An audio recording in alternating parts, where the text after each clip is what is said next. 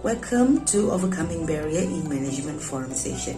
My name is Najah Amalina and I will be serving as your moderator today. We will be hearing an opinion and point of views from our panelists. And before we proceed, let us welcoming our panelists. There will be 4 panelists that will join our forum. First, I would like to introduce Puan Syuhada from UiTM, majoring Course Communication in Shah Alam. How are you today, Puan Syuhada? I'm glad to be here this morning. Thank you for inviting me.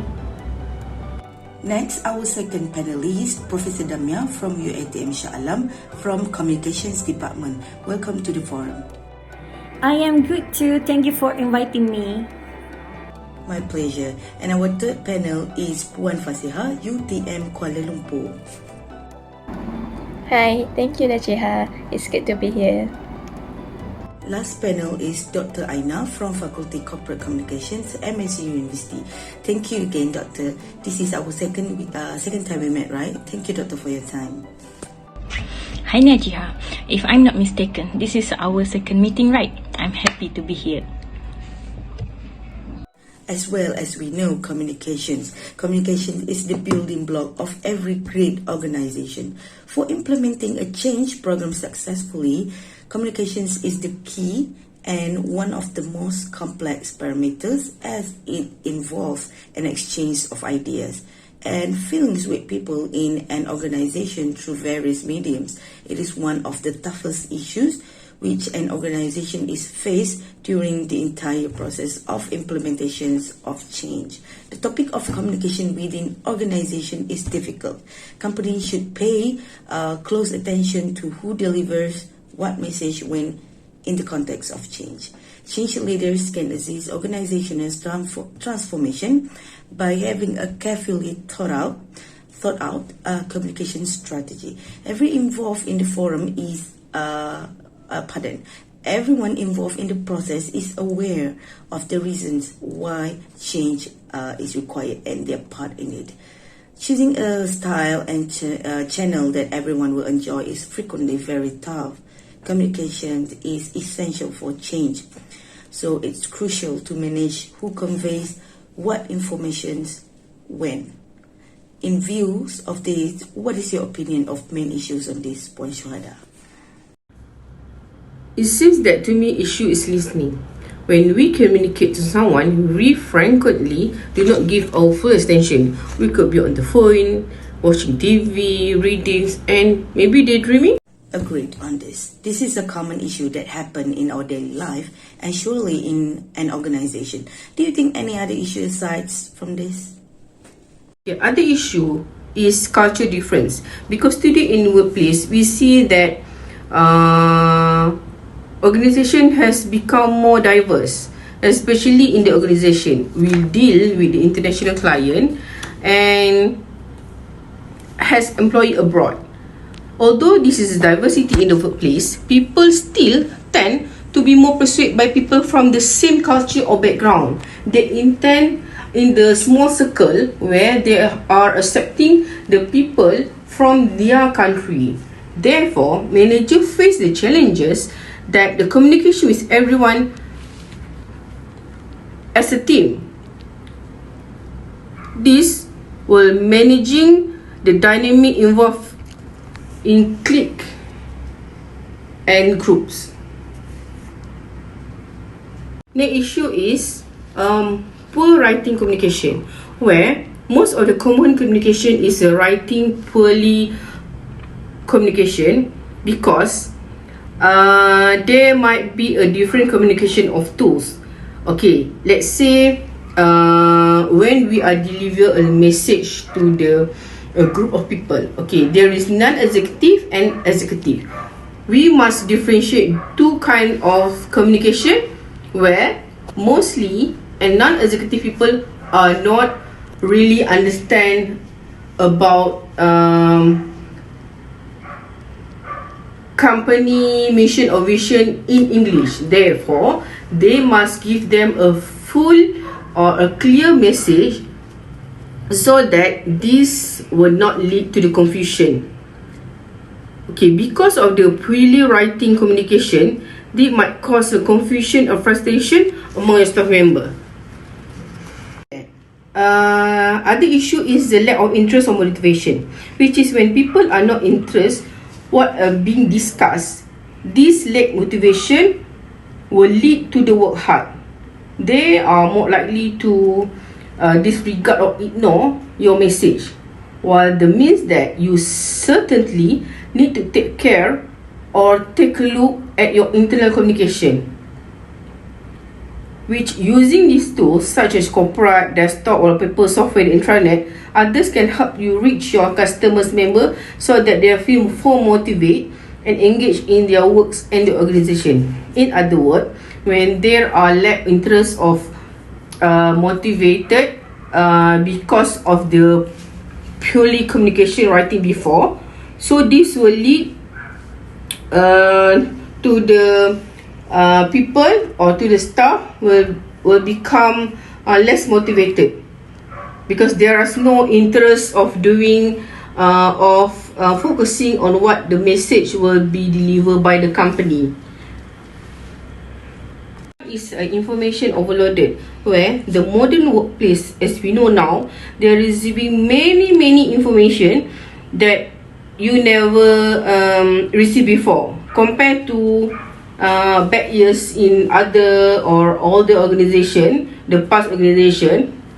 We can see nowadays there are many sources or there are many emails receiving of notification to the communication.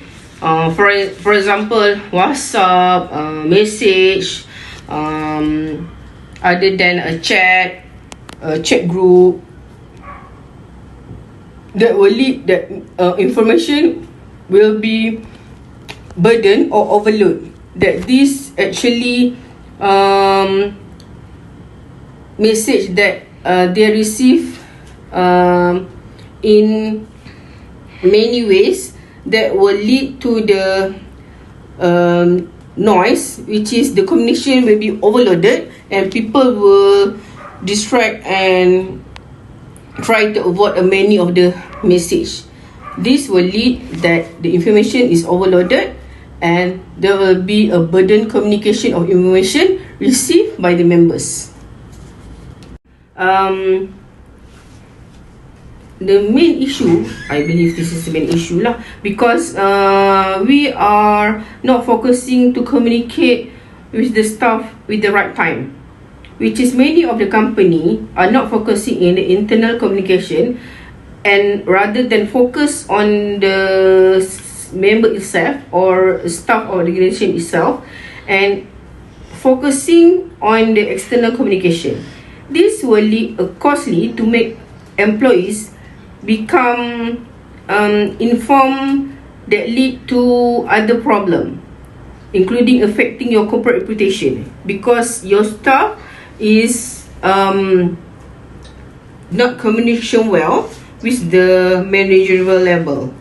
This will lead to the inner communication employee and will give a bad reputation to the employee and will give your customer and client or stakeholders lead to confusion because they are not take care of your members. Thank you, Puan Syuhada, for the issues highlighted. From this issue, in your opinion, what are the impact toward organizations? Okay, from my point of view, I see that there are many effects in effective communication in organization. Firstly, it is culture of suspicion and distrust. When there is a failure in communication of goals by the management, employee will end up misinterpreting their intention. They will believe that vital information is being kept from them. The us versus them mentality is created from this distrust, causing detrimental effects as workers are no longer motivated to contribute to the organization. Secondly, absence of teamwork and collaboration. When there is a limited engagement in the workplace, workers are less inclined to work on collaboration projects. The lack of collaborative effort on everyone's part will make it difficult for the organization to reach its goals and objectives. Thirdly, limited engagement. limited engagement causing a poor work relationship, creating ineffective communication strategies, and break down the sincerity between the co-workers and boss engagement. Next is ambiguity, doubt, and uncertainty. An unorganized flow of information cause a confusion, leaving workers unsure which tasks to prioritize. Thus, it is important that a top-down communication method should be exercised to keep the flow of information moving in a single direction. Ineffective client relation and interaction. The lack of effective communication within the workplace can create poor communication between the employee and the clients, limited the organization's ability to build a base of loyal customers. Next is issue on a designation of resources.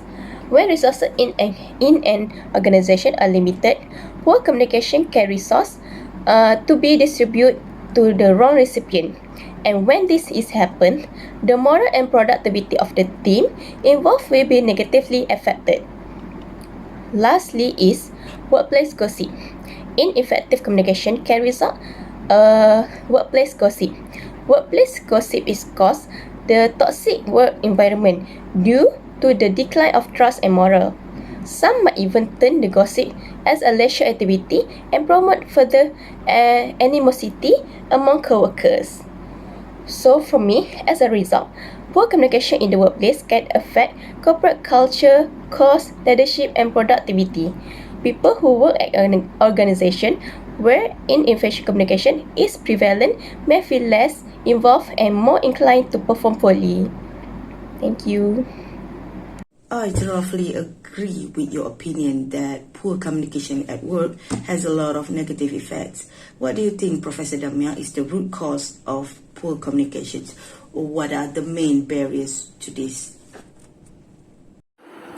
Thank you, Najiha.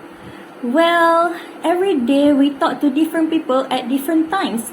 We talk, use facial expression or body language, use social media, emails, and the phone to talk to each other.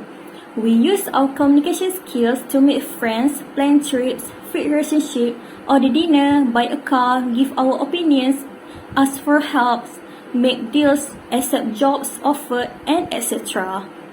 Moreover, communication is the key to success in business. If something goes wrong, it could cost the organization a lot of money.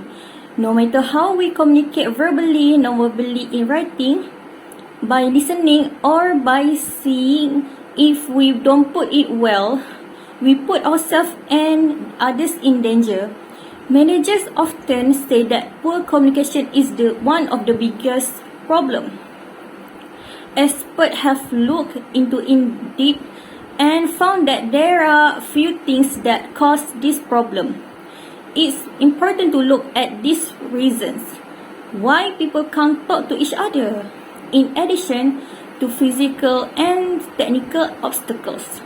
There are 6 barriers of communication in the management that can get in the way of good communication that both employees and managers should try to get rid of it. The first barriers of communication is dissatisfaction or disinterest with one's job.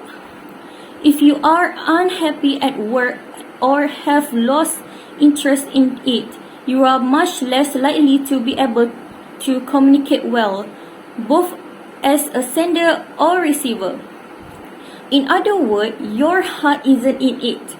This barrier is probably the hardest to get past because it requires changing a person's way of thinking, which usually doesn't happen until the person leaves. The second barrier of communication is inability to listen to others. To be able to listen very well is a key part of being able to communicate well. You can't connect with someone if you don't listen to them, because you will make assumptions about their needs based on what you think they want instead of what they actually want. The third barrier is lack of transparency and trust. When there is a lack of transparency and trust, it is very hard to talk about anything. For example, if your staff thinks you are keeping something from them, they will be worried and some of them will make up stories. This will make it harder for them to understand anything what you want to say to them. The fourth barrier is communication styles. Everyone has their own of talking to others. Some people are very direct, whereas others like to go around things in an indirect way. Some use specific facts while others use broad ideas, and so on. Sometimes one person is so set in their way of talking that they have trouble communicating with people who use a different style. The fifth barrier is conflict in the workplace. There are many reasons why conflict happen, and when they do, they make it hard to talk to each other. It doesn't matter what the conflict is about. What matters is that you work to solve it. If you don't solve a problem, it will get worse and soon people will start taking sides, which make it even harder to talk to each other. The sixth barrier of communication is cultural difference and language. Globalization has made it common for people from their different part of the world to work in the same office. They will be different in how they dress, what they eat, what religion they follow, and so on. So, it is important to think about this cultural difference if you want to communicate well. During the orientation process at some multinational corporations, MNCs, special cultural courses are given so that people can get along well and understand each other's cultural preferences. Everyone should actively reflect on their own communication abilities. This list of communication barriers is an excellent starting point. You may enhance your skills through reflection, empathy, and practice. However, as no one is perfect, it is also essential to identify and admit when you make a mistake, which is the first step in maintaining successful communication. Alright, that's all from me. Thank you. Thank you, Professor Damia, for outlining the several obstacles we must face in such detail. Dr. Aina, what are the solutions that, in your opinion, will most effectively resolve this issue? Okay, thank you to Najiha. Now, we still struggle with the same issue in communication which we had decades ago. Here are a few effective ways to overcome communication barrier in the workplace which you can apply right now. Okay, for the first, diversify your communication channel. If you feel like you are not communicating well enough with your team, it may not be an issue of communication. In fact, your team member may not be in love with your preferred method of communication. Okay? So, second, document your communication process. Suppose you use several methods to communicate: email, team chat, Zoom, chat ads. You want to ask your project manager a question about tasks that need to be done today, but you are not sure what to do, which channel you should have to use. Okay? The third one, try to understand your co-worker. This is very important part because you all work together. Okay, easier said than done, right? Okay, at the very core, the majority of communication problem in the workplace arise because you don't understand the other side. You just understand your side, but you forget you all work together. Whether is it understand their point of view or something related to their workday, we can't communicate it properly because we don't understand them. Okay? Okay, the fourth, communicate only what's necessary. The bulk of issue in communication happen because you will communicate things which are unnecessary or include people who are unnecessary. You talk nonsense, you empty talk.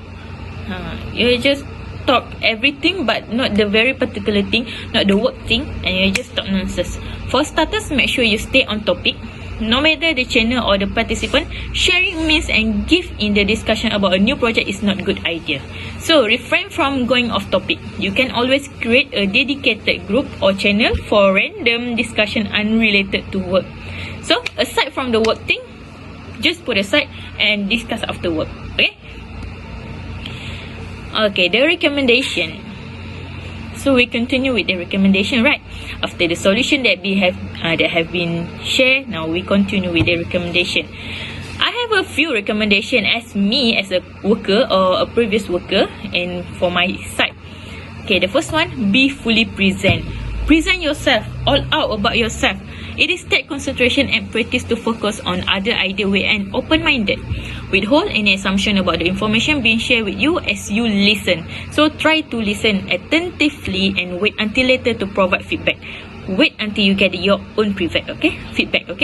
Okay, the second one, be specific in your information. Share pertinent details, successfully to make information easy to be understood, and remember, be concise and give others the opportunity to ask clarifying questions to make the exchange of information dynamic. Okay, so we stick with our information. We share. We tell everyone about your information, what you have know, what is your knowledge. Okay, the third one, encourage question. Be inviting and prompt others you communicate and consistently to ask questions. This help you to see different perspective that can lead to understanding, discovery to way avoid communication pitfall in the future. Okay, the next is mirror others. Mirror, active listener give non-verbal cues when conversing the others as visual indicator of attentive listening. Maintain eye contact. Keep your electronic device stored away and out of your hands, mind, and not to show understanding, and stand facing the other individual if possible to show interest. Okay, so if you want attention from others, we must give our attention to them too, right? So from these mirrors others, we can conclude that if we want to get a better response from others, we must give them a better response. So not when you understand, wait for your turn to talk, smile and keep your hand down. Okay, for the last, my recommendation is wait for your turn to talk. The strongest communicators spend more time in listening than they do speaking. They wait for their turn to talk because they want to gather information completely before responding and repeat or summarize the major point made by others. This step allows to others clarify misunderstanding and provide an opportunity. So we can prevent or found lackness or problem that the other give to us, and we can be summarized and maybe give a solution to them. So maintaining effective communication in the workplace build a positive workplace environment. They improve in productivity and enable to effective teamwork. You can overcome barriers to communication in the workplace by understanding them and implementing effective communication strategy to create productive atmosphere and facilitate in the sharing of information amongst co-workers. Okay, thank you. Thank you, Dr. Aina, for your explanation. I would like to add some point that communication strategy is also a part of the communication and includes a variety of contingency techniques based on the sort of change, such as incremental or developmental, face-to-face aim for broad participation, task focus, top-down, more formal communication channels like memos, etc. More personalized approaches that aim to elicit emotional involvement are described as charismatic. Turnaround was formal, top-down, and typically used in times of emergency to compel compliance. The ability to communicate effectively at work fosters a positive work atmosphere, increases productivity, and promotes efficient teamwork. In a nutshell, ongoing and credible communications is a must if an organizational change has to succeed. It's tough. It's through communication that we align people to the need for change, to the design of change and implementations. Even after the change has been implemented, the channels of communications across the organization have to remain active in order to ensure ensure that affected people do not have any misgivings about the impact of change. So that's all for today. Thank you.